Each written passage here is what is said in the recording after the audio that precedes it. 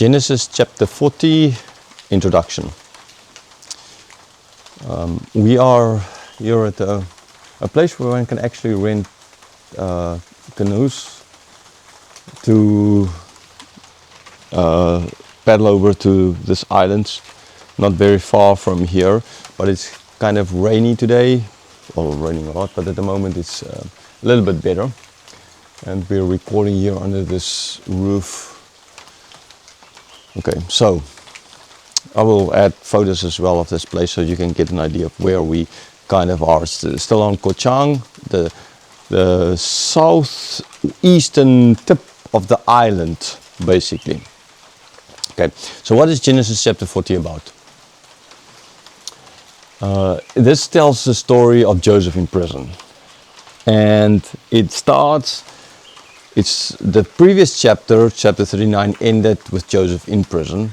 And then, but God with him, so he was put over everything. Okay, and this chapter it continues, but like the previous chapter, it ends with Joseph in prison. Right?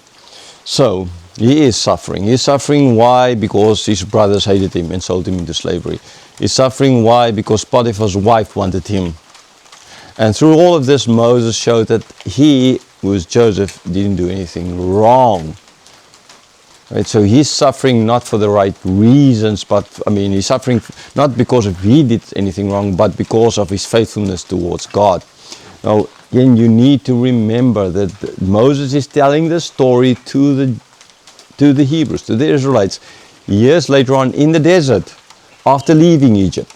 So he is showing us well that their coming to Egypt was not for the wrong reasons. Right? Joseph didn't come there for the wrong reason. So them being there in Egypt was not for the wrong reason. For them, all those years of living in Egypt and then being enslaved in Egypt might have looked very, very depressing and very bad. But now they're on their way to the promised land. So the story of Joseph as well in the prison reminds them like how they were imprisoned in Egypt for the wrong reasons. Not because of anything wrong they did. So you need to as well understand that connection and trying to see what Moses is doing here. Okay, so read it in that context and you will see as well that Moses clearly is trying to show them that it's not because they as a nation did something wrong, therefore they were enslaved. But that God has a different plan for them as a nation. Like God had a different plan for Joseph as a person. So in this chapter, Joseph is in prison, and it starts off with the wine dresser and the baker being put in prison as well, and him being told to take care of them because these are now two very important prisoners. Right? They might be set free, and if they're set free, they have a very high role to play in the government. If they are not set free, then no problems. But they might be. So just in case, right? He needs to take care of them. They might want to make sure that these guys are not going to be too angry at them if they are released. Right? So, the most important, or the one that the warden trusted the most, Joseph, is now given care of them. So while they're in there, after a while, they had these dreams. And now in their culture, they would have they believed that these dreams are the gods speaking to them, telling them something about the future. And then they would have been able to go to people who can understand or interpret these dreams and tell them what it means. But here they're in prison. They can't go and ask anyone, especially not the Hebrew slave who were enslaved there. And lo and behold, Joseph, taking care of them, saw that they didn't look so good, right?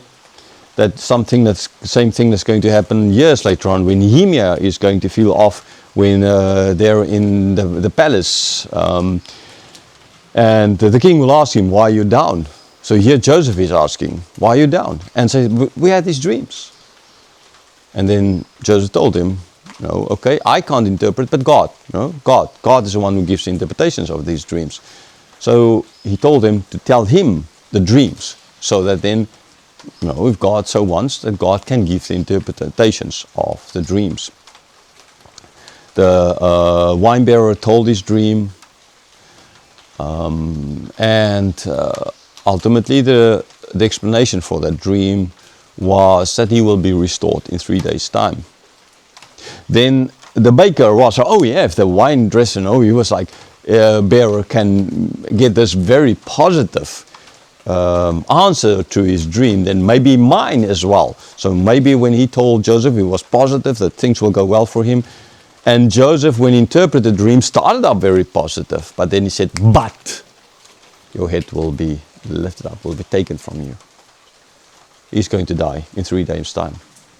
And as Joseph explained, or told them, as God told him, it happened to them. Now understandably, this is all a part of the greater story.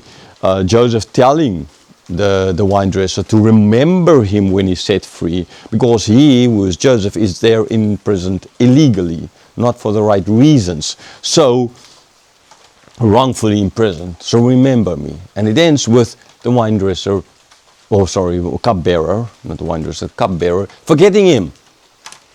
Right? Forgetting about him. But, till the day, as we're going to see from next chapter, where Pharaoh is going to have his dreams, and then the guy will remember. So it's going to play a huge role in the setting free of Joseph, but for now, like the previous chapter, it ends hanging. Like a number of chapters, it ends hanging with Joseph in a very bad position. Where is it? Now, okay, yes, the previous chapter didn't end up with Joseph hanging, it ended up with him in prison, right?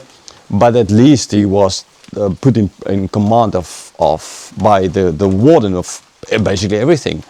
Okay, but in this case now, this chapter ends with the cupbearer forgetting about him and Joseph languishing in prison, like chapter 37 ended with Joseph being sold into slavery into Potiphar's house.